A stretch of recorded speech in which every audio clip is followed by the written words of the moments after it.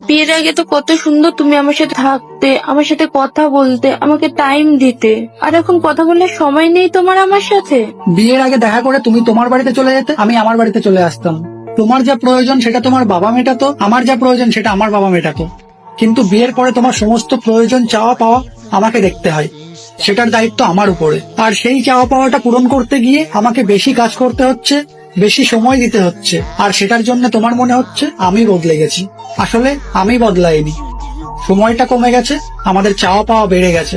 আগে তুমি রাগ করলে তোমার রাগ ভাঙাতে পারতাম, এখন তুমি রাগ করলে সেই সময়টা আমি পাই না যে তোমার রাগটা ভাঙাবো। আর বিয়ের পরে কঠিন বাস্তবটা সামনে চলে আসে, তখন মনে হয় সেই মানুষটা বদলে গেছে, ভালোবাসাটা কমে গেছে। আর দায়িত্ব মানে শুধু তোমার একার দায়িত্ব নয়, তোমার দায়িত্ব, পরিবারের দায়িত্ব, বাবা মার দায়িত্ব, ভবিষ্যতে যে আসবে তার দায়িত্ব। সমস্ত কিছু যখন চলে আসে তখন চাপটা অনেক বেড়ে যায়, তাই চাইলেও সময়টা বেরিয়ে আসে না। বিয়ের আগে দায়িত্বটা সবার সমান থাকে না, সবাই পরিবারের দায়িত্বটা কাঁধে নিয়ে তারপরে প্রেম করতে যায় না। প্রেম করার পরে, বিয়ের পরে, তারপরে সমস্ত দায়িত্বটা তার কাঁধে আসে। আগে কিভাবে কি থেকেছি, কিভাবে কি বলেছি, সেটার সঙ্গে তুলনা করলে কখনোই মিল খুঁজে পাবে না বা কখনোই ভালো থাকতে পারবে না।